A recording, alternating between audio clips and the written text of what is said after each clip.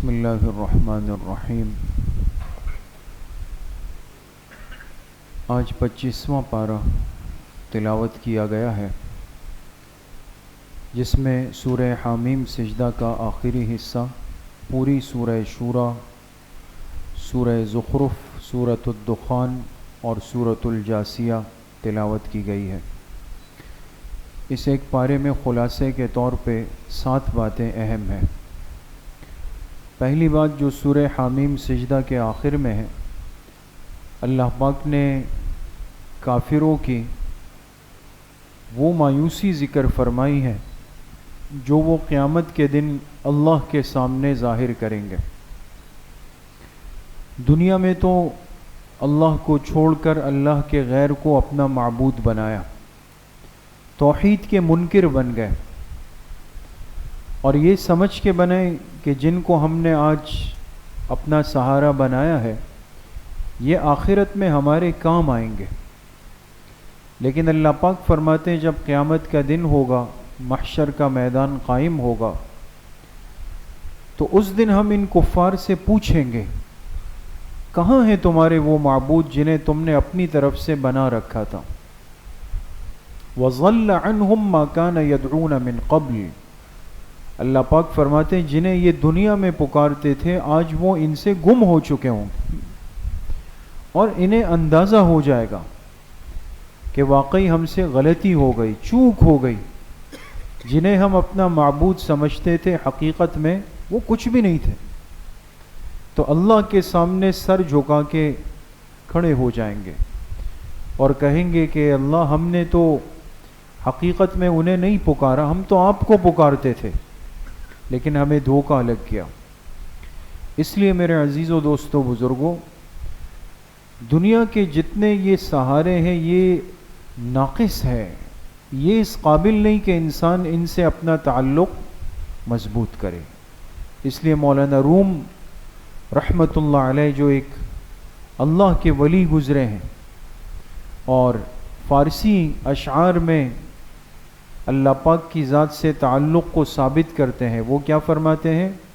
عشق را مردہ نباشد پائیدار، عشق را مردہ نباشد پائیدار، عشق را با حی و با قیوم دار۔ فرمائے تم اللہ کو چھوڑ کر جن سے عشق کرنے لگے ہو وہ تو مردہ ہے، مردار کے ساتھ انسان کیا دل لگا سکتا ہے؟ اگر دل اس دنیا میں کسی کے ساتھ لگانا ہے تو وہ ایک ذات ہے جو حی ہے اور جو قیوم ذات ہے۔ دوسری بات جو سورۃ الشورى میں ہے، اللہ پاک نے اہل ایمان کا ایک بڑا وصف اور علامت ذکر کی کہ ان کے آپس کے معاملات وہ مشورے سے طے ہوتے ہیں۔ وَأَمْرُهُمْ شُورَى بَيْنَهُمْ، ایمان والوں کے معاملات وہ مشوروں کے ساتھ حل ہوتے ہیں۔ اس لیے ہم ہمیشہ ایک جملہ سنتے ہیں کہ مشورے میں خیر ہوتی ہے، کہتے ہیں نا مشورے میں خیر ہوتی ہے۔ تو مشورے میں خیر کیوں ہے؟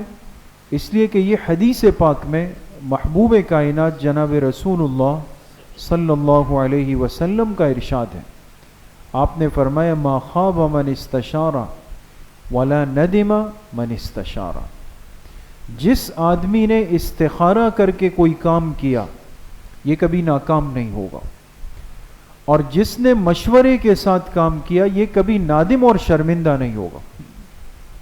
تو مشورہ خیر کی چیز ہے، لیکن مشورے کے لیے ضروری ہے کہ ایک تو انسان دیانتدار سمجھدار آدمی کا انتخاب کرے، دوسرا آپ جس مقصد کے لیے مشورہ کرنا چاہتے ہیں وہ اس کام کی سمجھ بوجھ رکھنے والا بھی ہو۔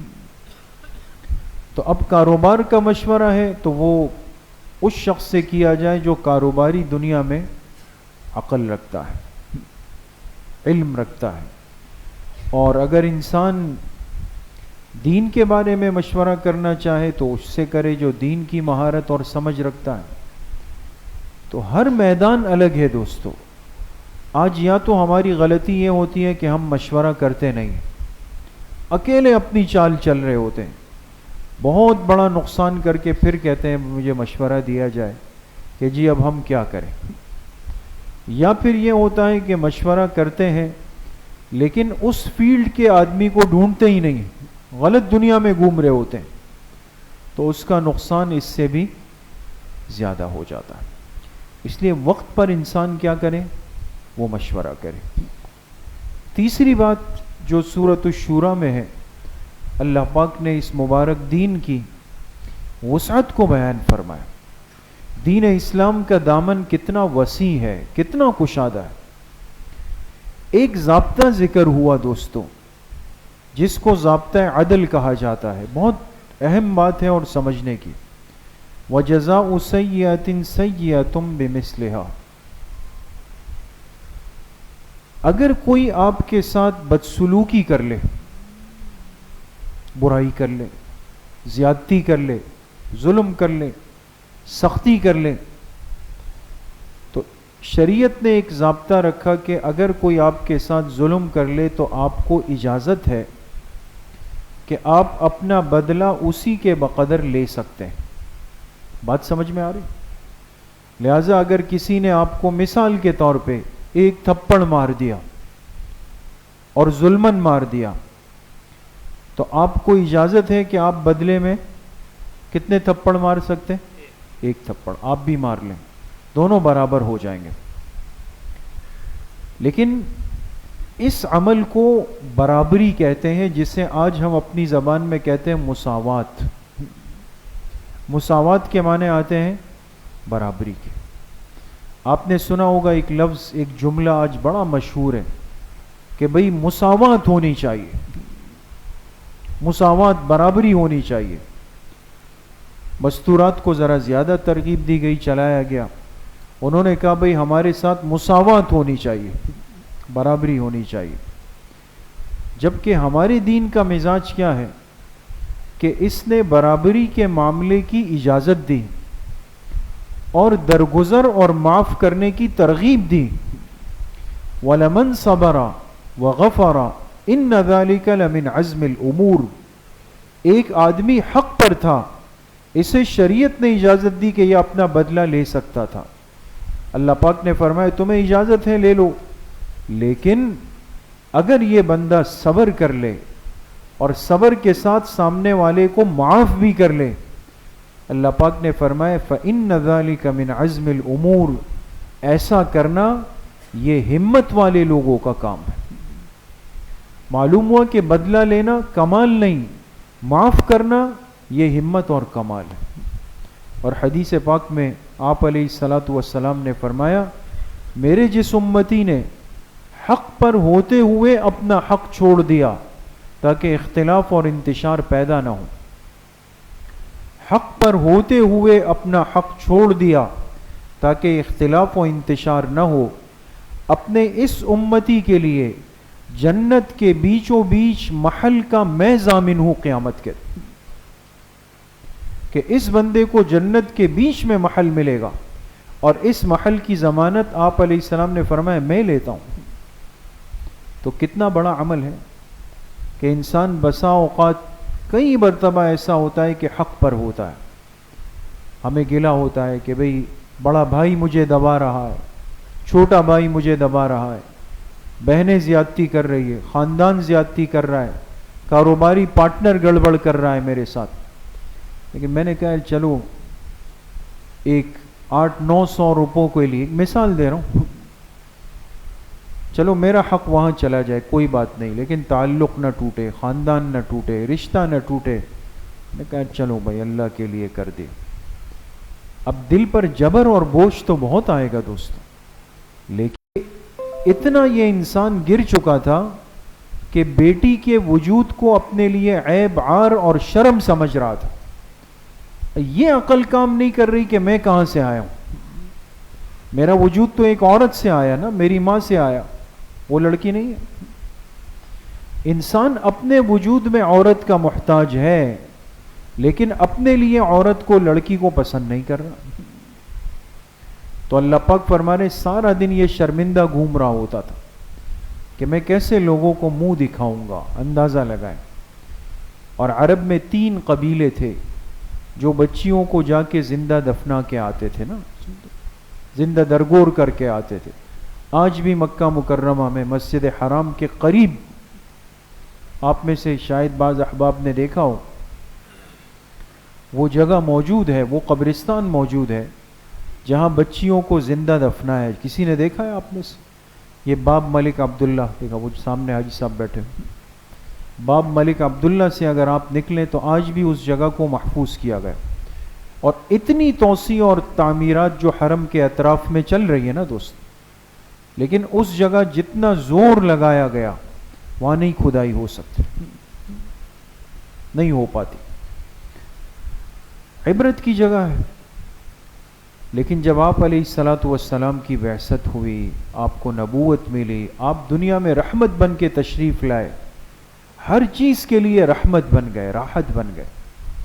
آپ نے فرمایا جس کو اللہ نے 3 بیٹیاں دی اور اس نے ان بیٹیوں کی پیدائش پہ خوشی کا اظہار کیا اور پھر ان کو بڑا کیا، ان کی تربیت کی، پھر جوڑ کا رشتہ ملنے پر ان کا رشتہ کرا دیا، تو یہ میرا امتی میرے ساتھ قیامت کے دن اتنا قریب ہوگا جیسے ہاتھ کی 2 انگلیاں قریب ہوتی. ایک صحابی کھڑے ہو گئے، یا رسول اللہ اگر کسی کی 2 بیٹیاں ہوں؟ آپ نے فرمایا جس کی 2 بیٹیاں ہوں اس کے لیے بھی یہی فضیلت. پھر ایک صحابی کھڑے ہو گئے، یا رسول اللہ اگر کسی کی 1 بیٹی ہو؟ آپ نے فرمایا جس کی 1 بیٹی ہو اور اس نے اس کی اچھی تربیت کی، اس کو بڑا کیا، جوڑ کا رشتہ آنے پر رشتہ کرا دیا، یہ بھی جنت میں میرے ساتھ ہو. صحابہ فرماتے ہم اس سے آگے نہیں گئے کہ اگر کسی کی 1 بھی نہیں ہے، بیٹی نہیں ہے، تو اس کے لیے کیا ہے، ہم نے آگے نہیں پوچھا. تو دوسرے مقام پر ہے کہ آپ علیہ الصلاۃ والسلام نے جب یہ فضیلت بیان کی کہ جس کو اللہ پاک نے اولاد دی اور پھر اس نے ان کی تربیت پر صبر کیا، یعنی بیٹیوں کی اولاد کو عار اور عیب نہیں سمجھا، تو قیامت کے دن یہ بچے، یہ بچیاں، یہ ان کے لیے جنت میں جانے کا سبب اور باعث بن جائے. ام المومنین حضرت عائشہ صدیقہ رضی اللہ عنہا بیٹھی ہوئی تھی، چونکہ ان کی تو اولاد نہیں تھی اپنی حضور علیہ السلام سے، تو پوچھا کہ اللہ کے رسول صلی اللہ علیہ وسلم اگر کسی کی 1 بھی بیٹی نہیں ہو پھر کیا بنے گا؟ آپ مسکرائے. آپ نے فرمایا یا موفقہ، کتنا پیار کا لقب فرمایا، یا موفقہ، فرمایا اے وہ عورت جسے اللہ نے ہر خیر کی توفیق دے دی، یعنی آپ کی وجہ سے یہ مسئلہ بھی میری امت کے پاس چلا جائے گا کہ جس کی کوئی بیٹی نہیں ہے اس کا کیا بنے گا قیامت کے دن. آپ نے فرمایا یا موفقہ، اے عائشہ، اے خیر کی توفیق والی عورت، اگر کسی کی کوئی اولاد نہیں ہوئی تو قیامت کے دن اس کی شفاعت کے لیے میں کھڑا ہو جاؤں. یعنی کسی کو محروم نہیں فرمایا اپنی امت میں سے. 5ویں بات جو سورۃ الزخرف میں ہے، اس دنیا کی بے ثباتی کو، بے حقیقت ہونے کو بیان فرمایا، اور فرمایا کہ اگر یہ اندیشہ نہ ہوتا کہ یہ انسان اپنی کمزوری کی وجہ سے کفر کے راستے میں چلا جائے، تو اللہ پاک نے فرمایا ہم کافروں کے لیے ان کے گھروں کے دروازوں کو، ان کی سیڑھیوں کو، ان کی ہر چیز کو سونے اور چاندی کی بنا دیتے، اس لیے کہ یہ چیزیں دنیا کے اندر اللہ کی نظر میں کوئی حقیقت نہیں رکھتی. وَلِبُيُوتِهِمْ سُقُفًا مِّن فِضَّةٍ وَمَعَارِجَ عَلَيْهَا يَظْهَرُونَ، فرمایا ان کے گھروں کے دروازے، ان کی سیڑھیاں سونے چاندی کی ہوتی جس پر یہ پیر رکھ کے جا رہے ہوتے. لیکن اندیشہ یہ تھا کہ اس امت کے کمزور ایمان والے وہ ڈگمگا نہ جائے کہ بھئی ساری دنیا تو کافروں کے پاس چلی گئی، ہم باوجود اس کے کہ کلمہ بھی پڑھا، ایمان بھی لائے، قربانی بھی دی، ہمیں کچھ بھی نہیں. تو اللہ پاک نے فرمایا اس کی میری نظر میں کوئی حیثیت نہیں. اس لیے میرے عزیزو دوستو بزرگوں، ہمارے لیے، اس امت کے لیے تو اصل نعمتیں کہاں پر ہیں؟ جی جنت کے اندر. اصل تو ہمارے لیے وہاں ہے. یہ دنیا تو ایک ضرورت کو پورا کرنے کے لیے ہے. باقی اللہ پاک کسی کو دے دے تو نعمت ہے، ناشکری نہیں کرنی چاہیے، ناقدری نہیں کرنی چاہیے. انسان حلال کمائی ہوئی دنیا سے خوب استفادہ کرے، خود بھی کھائے پیے اور اللہ کے راستے میں خرچ بھی کرے. یہ بھی بہت بڑی نعمت ہے. یہ کم نہیں ہے، بہت بڑی نعمت ہے. لیکن یہ ہے کہ ذہن میں اور ایمان میں ہمیشہ یہ بات موجود رہنی چاہیے کہ ایمان والوں کے لیے اصل نعمتیں اور انعامات وہ اللہ نے آخرت میں رکھی ہوئی. اس لیے کسی کے پاس دنیا زیادہ نظر آ جائے اور وہ نافرمان ہو تو انسان پریشان نہ ہو، سمجھ جائے کہ اللہ نے اس پر دنیا کھول دی ہے، اس نے یہیں پر کھا کے ختم کرنا. چھٹی بات سورۃ الدخان میں اللہ پاک نے قیامت کے قریب آنے والی ایک بڑی علامت کو ذکر فرمایا. دیکھیں حدیث میں اس کی بڑی تفصیل ہے کہ قیامت سے پہلے کی علامات دو طرح کی ہے. ایک علامات وہ ہے جن کو کہا جاتا ہے علامات صغرا، چھوٹی علامات. ایک علامات ہے علامات کبرا یعنی بڑی علامات. علامات صغرا تو آپ علیہ الصلوۃ والسلام نے فرمایا کہ میری امت پر بہت جلد شروع ہو جائیں گے. اور وہ علامات آپ نے کیا فرمائی کہ جھوٹ عام ہو جائے گا، خیانت عام ہو جائے گی، بے پردگی بے حیائی عام ہو جائے گی، اور نوجوان بڑوں کے اوپر حاکم بن کر مسلط بن کر بیٹھ جائیں گے، اولاد ماں باپ کے سامنے زبان دراز بن جائے. یہ ساری چیزیں علامات صغرا ہیں اور یہ تو ہم اپنی آنکھوں سے دیکھتے ہیں تو چل رہا ہے. لیکن فرمایا چلتے چلتے چلتے ایک وقت آئے گا کہ بڑی علامات کا ظہور شروع ہو جائے گا. اب بڑی علامات کیا ظاہر ہوں گی کہ سورج بجائے مشرق کے کہاں سے نکل آئے گا؟ مغرب کے نکل آئے گا. زمین سے ایک جانور نکلے گا جس کو دابۃ الارض کہا جاتا ہے، وہ نکل آئے گا مکہ مکرمہ کے قریب ایک جگہ سے. وہ دابۃ الارض ہوگا، وہ لوگوں سے بات چیت کرے گا. یہ علامات کبرا میں سے ہے دوستوں. خروج دجال ہو جائے گا، خروج یاجوج و ماجوج ہو جائے گا. یہ بڑی علامتیں ہیں. تو آپ علیہ السلام نے فرمایا جب یہ ظاہر ہو جائے تو اے میری امت اب سمجھ لینا کہ قیامت آج یا کل، یعنی اتنا قریب آ جائے گی، پھر اس میں تاخیر نہیں ہے. تو انہی میں سے ایک علامت کیا ذکر کی؟ یوم تأتی السماء بدخان مبین. ایک دن صبح لوگ اپنے بستروں سے اٹھیں گے، نیند سے اٹھیں گے، اور جب باہر آئیں گے تو اس کا دھواں دھواں ہو، ہر چیز دھواں ہو جائے گی. انہیں شروع میں تو کیا لگے گا کہ شاید یہ دھند ہے، جیسے ہوتا ہے نا کوئی دھند آ گئی ہے، لیکن ہر طرف سے اطلاع آئے گی کہ بھئی آج تو ایسا لگتا ہے کہ جیسے آسمان نیچے آ چکا ہے. تو ایک دھواں پوری دنیا کے اندر پھیل چکا ہوگا اور انسان کی آنکھیں چندیا رہی ہوگی، اس کو کچھ صحیح نظر نہیں آ رہا ہوگا. یہ علامات کبرا میں سے ایک ہوگا. بھئی قیامت بالکل قریب آ گئی. ساتویں اور آخری بات سورۃ الجاثیہ میں اللہ پاک نے فرمایا کہ جب میدان محشر قائم ہوگا اور قیامت کی سختی کو، ہولناکی کو، اس کے ہیبت کو جب لوگ دیکھیں گے، وَتَرَى كُلَّ أُمَّةٍ جَاثِيَةٍ، ہر فرد ہر بندہ اس پر اتنا رعب آئے گا قیامت کے دن کا کہ وہ اللہ کے سامنے میدان محشر میں گھٹنوں کے بل گر جائے گا. وہ اپنے آپ کو روک نہیں سکے گا. جیسے انسان بہت پریشان ہو جائے نا تو گھٹنوں کے بل بیٹھ جاتا ہے. فرمایا ہر بندہ گھٹنوں کے بل اللہ کے سامنے بیٹھ جائے گا. اب کافر بیٹھے گا اس لیے کہ اس کے پاس تو سوائے حسرت کے اور کچھ بھی نہیں ہے، مایوس ہو چکا ہوگا. لیکن اہل ایمان وہ اس دن اللہ کے سامنے گھٹنوں کے بل گریں گے. کیوں؟ اس لیے کہ اللہ پاک سے اس کی رحمت کے امیدوار بن جائیں گے. اللہ کے سامنے ہاتھ اٹھا کے فریاد کریں گے کہ اللہ ہمارے ساتھ آج آسانی اور نرمی کا معاملہ فرما دے.